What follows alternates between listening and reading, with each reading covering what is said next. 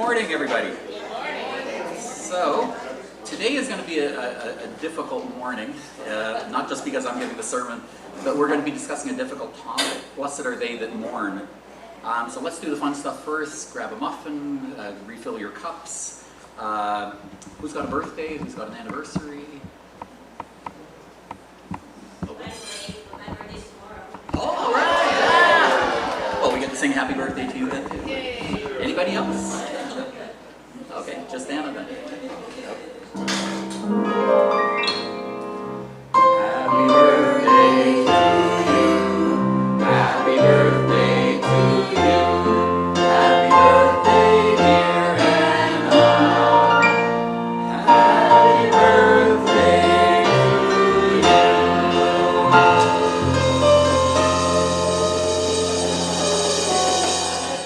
And there are some announcements as well. Gail will be.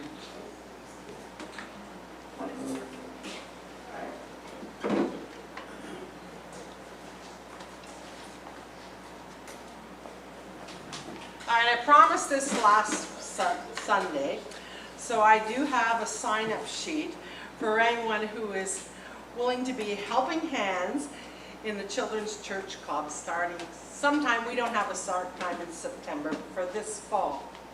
So it's got your name, phone number, email address, some way that I can contact you, and then we'll sort of make up a schedule. Yeah.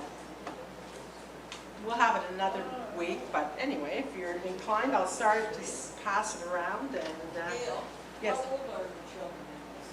They will be 4 to 12. 4 to 12. That's what we had before, 4 to 12. Does that make a difference? No, it's the awkward span. Well, we won't have very many 12-year-olds. And if you get, mostly the ages that we have had are from 4 to 8, 9, 10 recently. You know, but those older ones are always good to help too. We can have them help the other ones. So we're 4 to 12. We do the school age, elementary. Okay? No more questions? Any other announcements? Yeah. Oh, Brenda.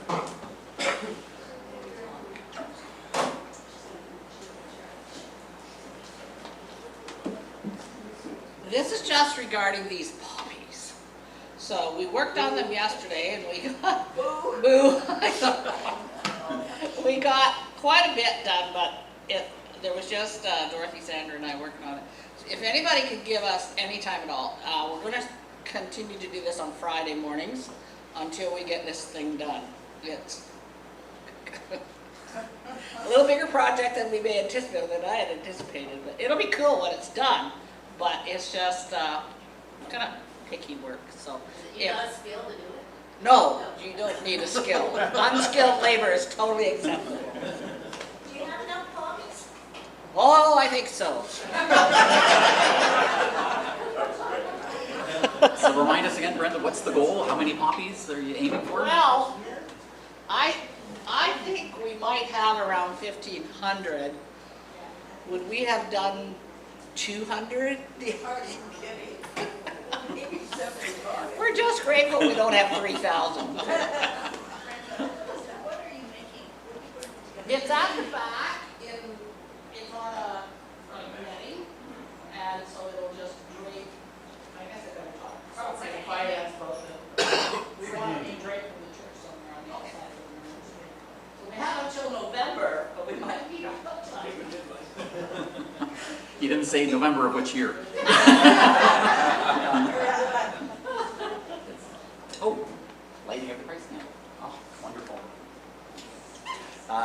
Oh, sorry, gathering song first. I'm jumping the gun.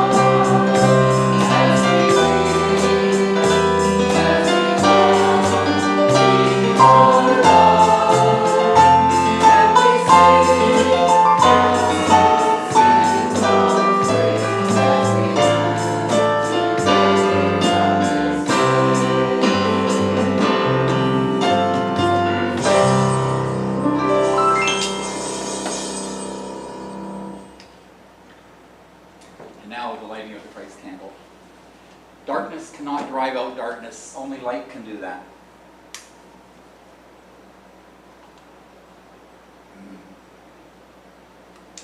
Hate cannot drive out hate. Only love can do that.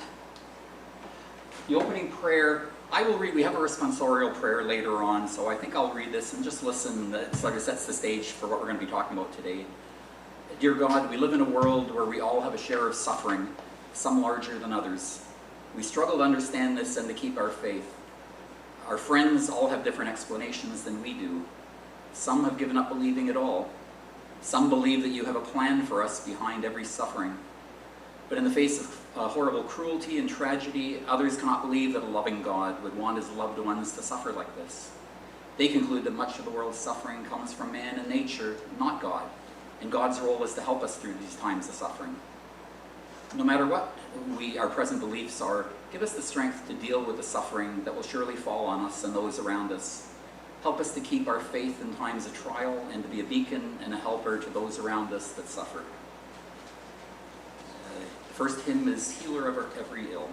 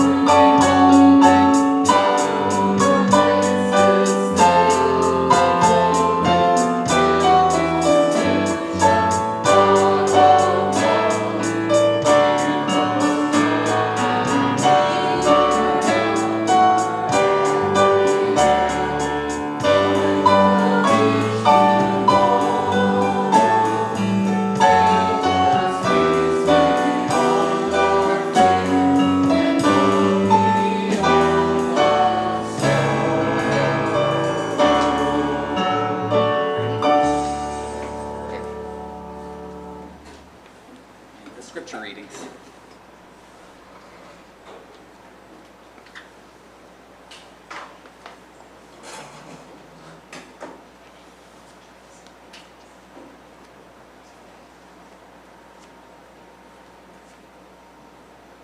Okay, I'm going to be reading from the New International Version of the Bible. The first one is something that I think most of us will be familiar with, the 23rd Psalm. It's a Psalm of David. The Lord is my shepherd. I lack nothing. He makes me lie down in green pastures.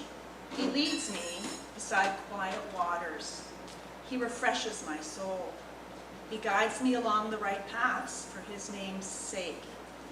Even though I walk through the darkest valley, I will fear no evil. For you are with me, your rod and your staff, they comfort me.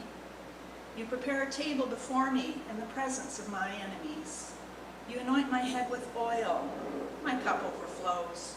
Surely your goodness and love will follow me all the days of my life, and I will dwell in the house of the Lord forever. The second reading is from John chapter 11, and it's going to be verses 32 to 37. Mary and Martha had just been burying their brother Lazarus, and The story kind of continues from there. When Mary reached the place where Jesus was and saw him, she fell at his feet and said, "Lord, if you had been here, my brother would not have died." When Jesus saw her weeping, and the Jews had come along with her also weeping, he was deeply moved in spirit and troubled. "Where have you laid him?" he asked. "Come and see, Lord," they replied. Jesus wept. Then the Jews said, "See how he loved him?" But some of them said, "Could not he who opened the eyes of the blind man have kept this man from dying?" This is the word of the Lord.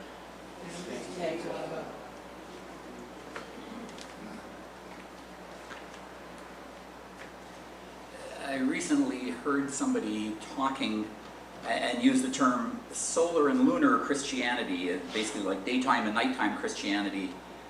The daytime or solar Christian or Christianity loves music, food, fellowship. They're generous from their abundance. They give thanks for God's gifts. But sometimes we're called to be Christians when the sun isn't shining, or lunar Christians.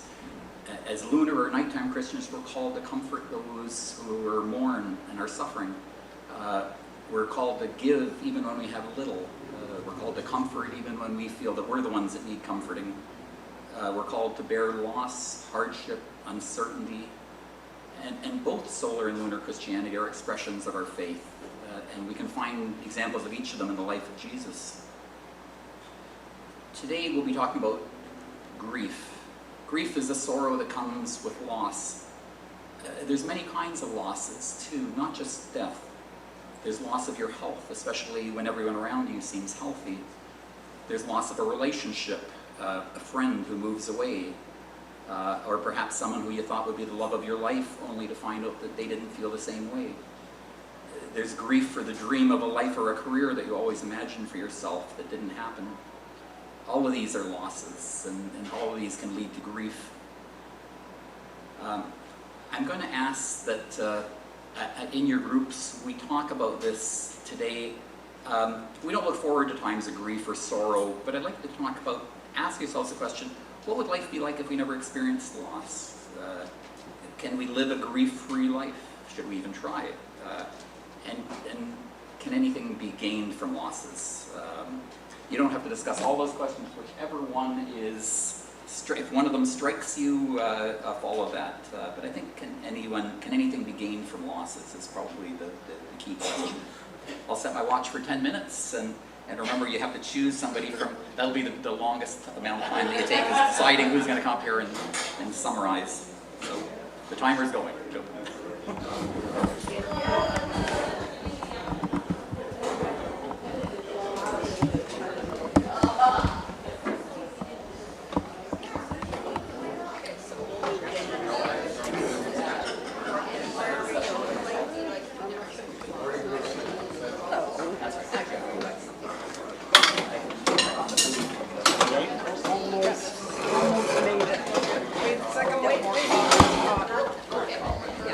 Sparkles on her butt.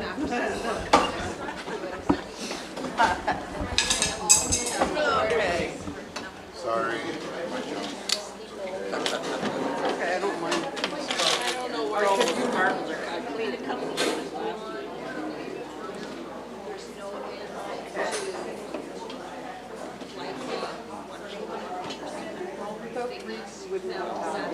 Like, yeah, but would it be like if we never experienced loss? I don't have any idea about that. Appreciate what you have. I know, like as far as like in reference to death, you know, I guess that's for me, grief. It's always seemed to relate to death. Other kinds of, like I said, other kinds of grief. Precise relationship. Well, I've had Friends, a big, that's a member big. of family, yeah. Right. It happened to my dog, and I don't know what happened. I know. But, like you say, if you didn't, you wouldn't have known the joy that that dog has brought you. If you didn't experience it. And when you get that dog, we know what the dog experience. We know it because we're going in We do it to ourselves all the time. I haven't had, I've never had a tragedy, death or anything that I had to deal with.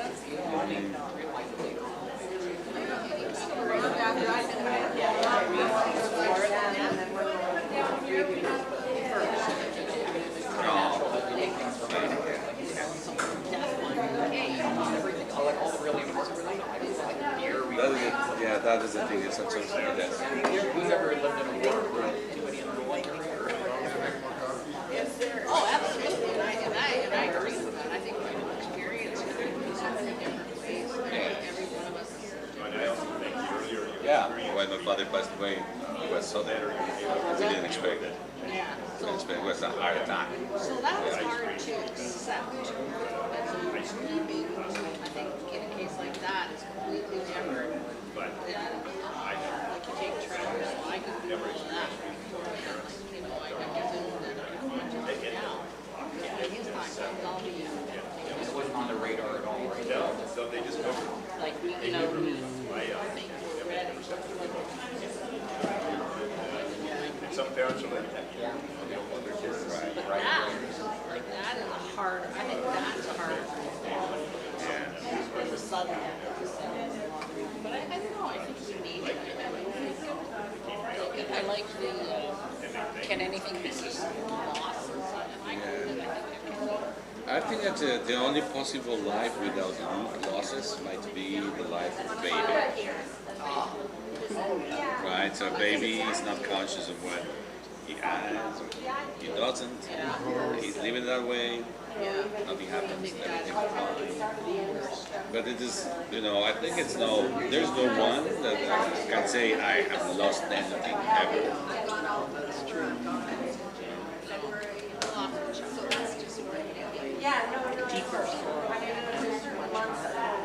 Right, they lose lives. I think that, he's a big fan of it. I know you wouldn't think that, but you never say it. I think of it.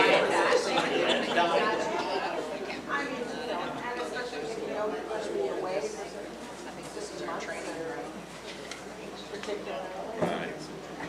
The second question says, can we live and grieve? Life? No, I think it's impossible. Should we even It has to try? be pretty cold. Yeah, don't feel anything, right?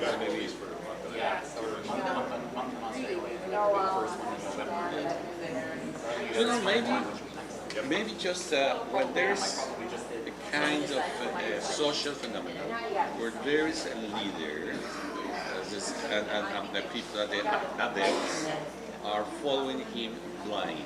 I mean, they don't care about anything. They just care about what they're doing. Yes, and that circumstance, they don't care anything. Their family, their friends, they only all their lives is around what they are following, the leader, the ideas. So they don't experience. I don't know at what point they might be so fanatic that they don't feel anything. And they just thinking that all their lives is around that idea that they're Emotions rule our lives. Unless you have like somebody's Emotions, I think, given what happens to healthy, like similarly, you know, you see some. I'm trying to think of something. The last time that little boy. oh yes. now I know. He's being raised, you know, again. Because she says, we know you more than me. And then suddenly they're Very religious. I'll be in a way better place than you. Don't worry for me. I'll be feeling bad for you because you're stuck. That was her attitude. So I did it. But I was thinking, well, maybe I was too extreme, but I was thinking on the phenomenon of the Second World War with the Nazis. Yeah. How they were killing people and they didn't care, or they were killed, and they were following their leader, and the leader didn't care nobody. Yeah, cruising is the same. Right, right. So what's going on there with feelings? Cost is just a different. Yes. On those circumstances, maybe, but I think that people that is living on those circumstances have people that are not living a normal life. Well, in that case, the entire world is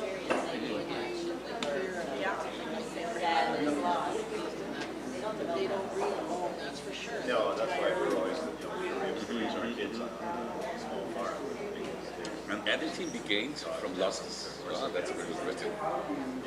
Can everything be gained from losses? I think it did. We actually have a pet graveyard. Whatever it is that you're grieving,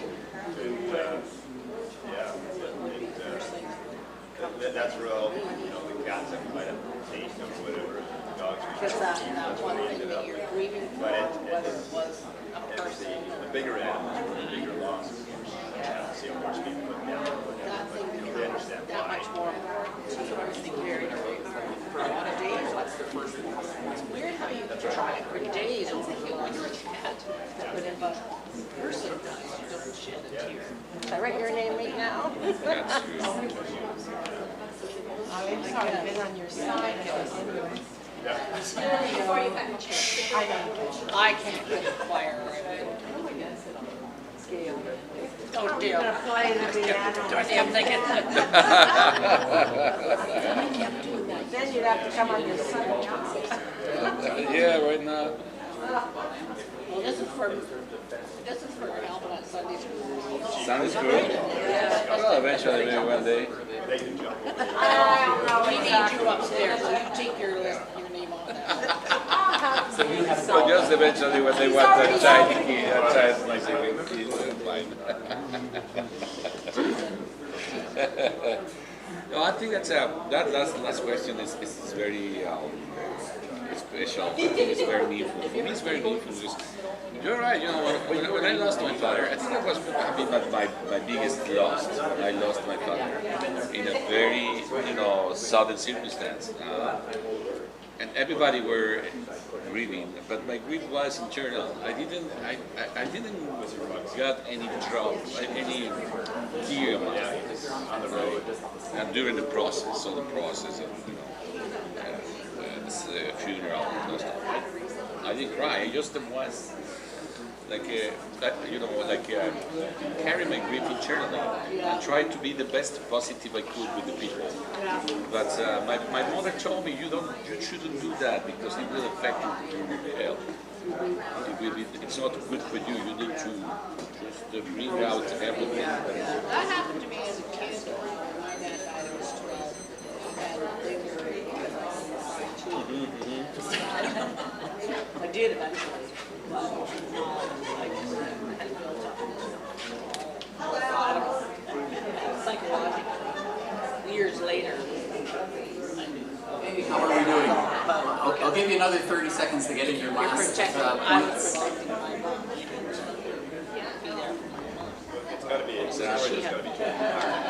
And then when my mother, he got surgery, I was paid. Now that you mentioned it, what happened when you suffer a loss, but you keep it in some way, you keep it alive. I mean, for example, in my case, when my dad passed away, he left lots of choral arrangements and stuff like that.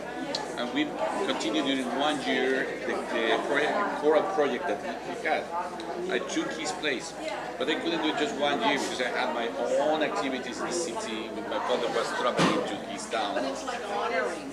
Yeah, exactly. We felt in some way, okay, he's still alive through this project, but still, it's never the same, but I don't know. Still, you were able to bring beauty out of it.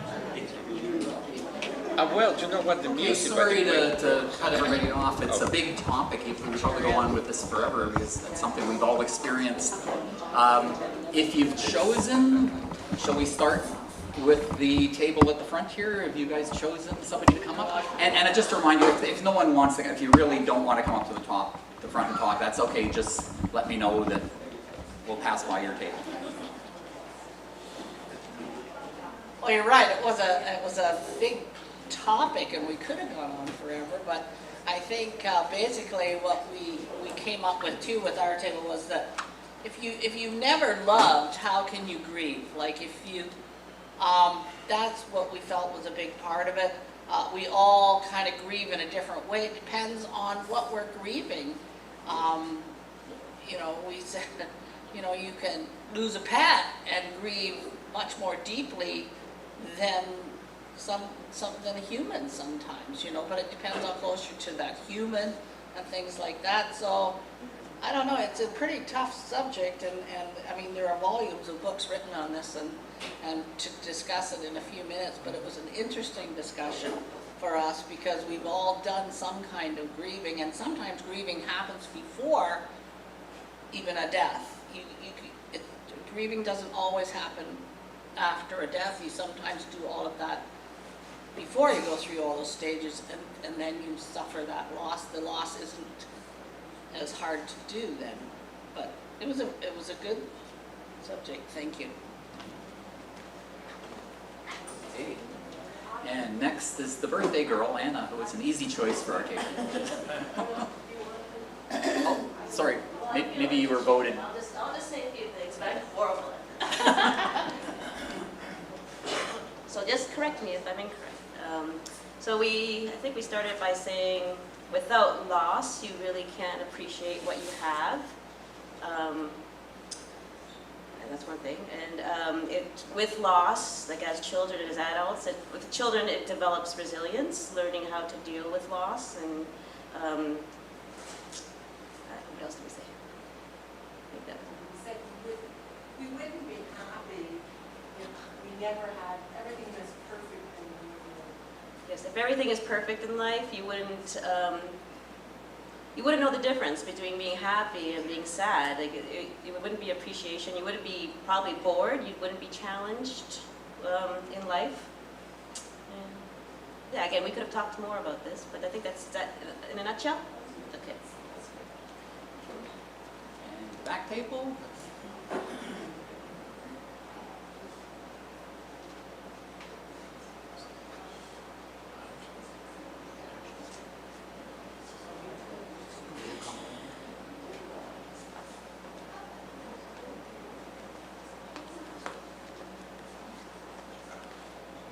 Good morning, everyone. I chose to come up and speak on this because I've had quite a bit of experience lately with life celebrations and grief.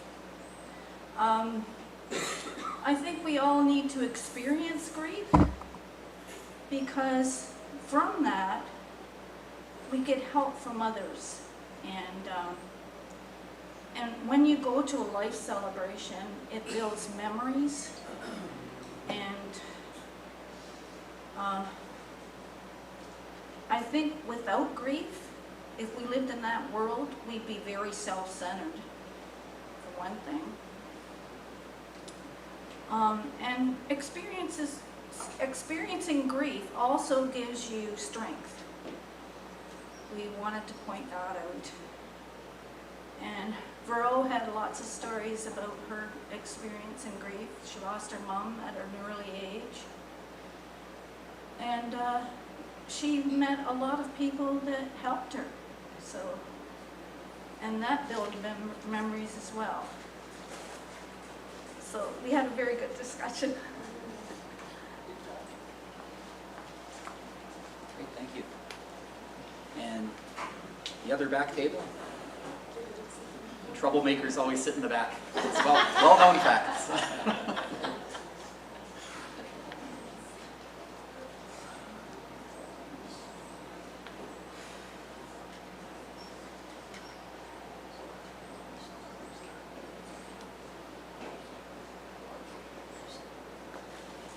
We discussed the things that the other tables discussed, but we went off on a few tangents.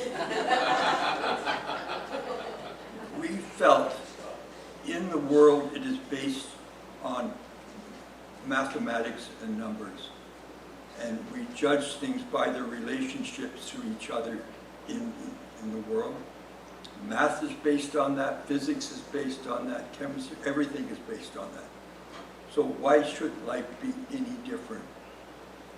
And it would be a tragedy for people not to know how well they're doing in life. It would be very sad to go through realizing people are making significant contributions and they don't know it. And that is part of the energy of life and the driving force of life. Have we experienced loss? I was on a baseball team that lost 80% of its games. I was on the same team. But we had an incredible year. The next year, we only lost 70%. So it has its value. Yeah. Thanks, Art. I take back the troublemaker. And next table.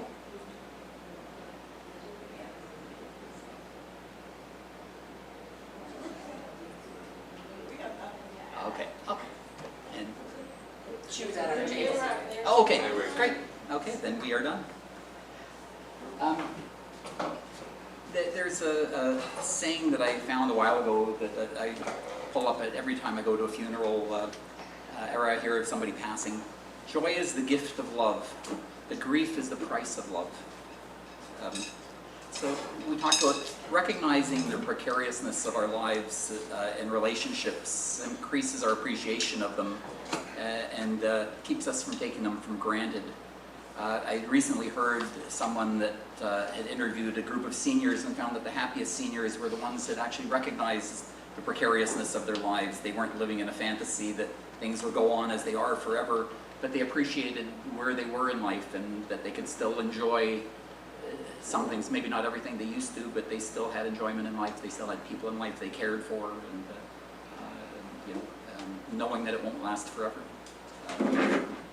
When we plant seeds indoors, we can see little sprouts appear, which gives us joy in the springtime. But if we leave them on the windowsill, they grow tall and spindly, and eventually they just keel over. And unless we put them outdoors where they experience some wind and the swinging temperatures from daytime to nighttime, and then they grow strong.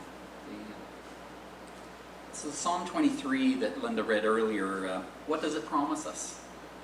To revive our spirit, to guide us in the right pathways, to remain with us as we walk through the valley of death. It doesn't promise us perfect health. It doesn't promise us prosperity. It doesn't promise us an end to all future suffering. Our faith is not an insurance policy against these things. Our faith is an armor that helps us in times of suffering, and it's a guide to our path. Our faith leads us to peace and to loving relationships with others. What more can we ask for? The next hymn is I Need Thee Every Hour. Every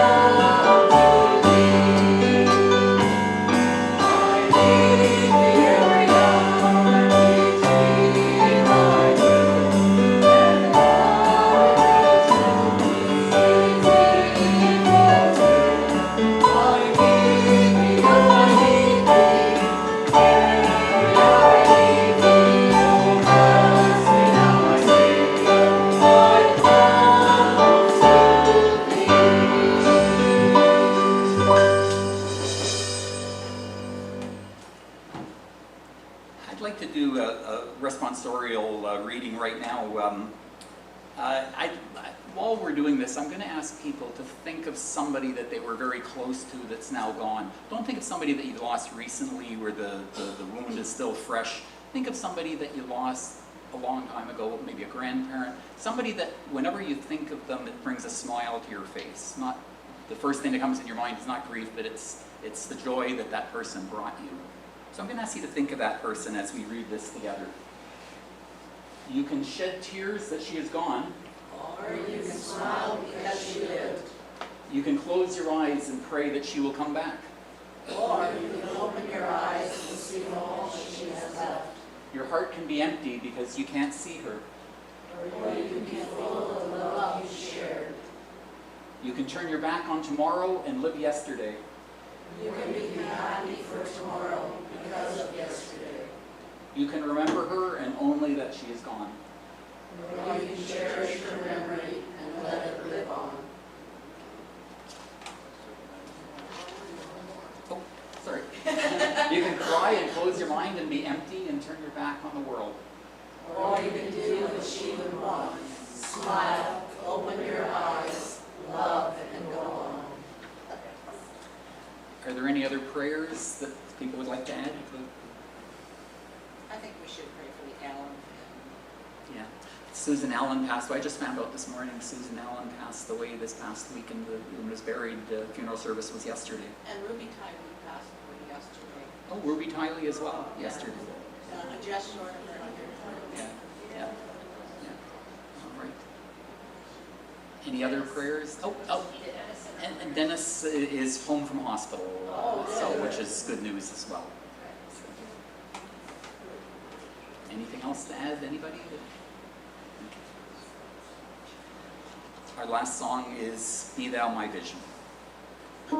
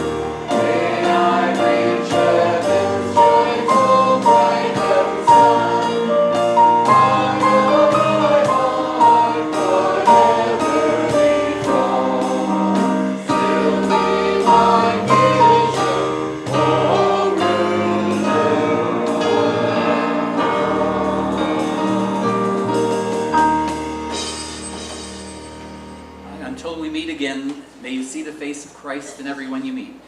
And may everyone you meet see the face of Christ in you. And remember, nothing is permanent in life, not even your troubles. We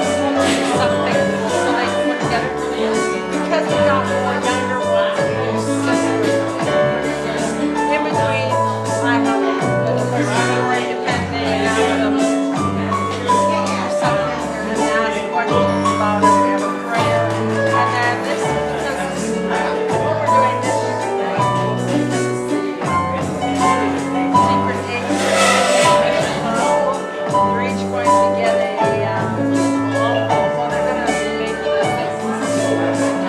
Okay, they suggested that they have to use this fashion that they read. And just because some people are telling them. So we might ask them when they get back what they did, that kind of thing.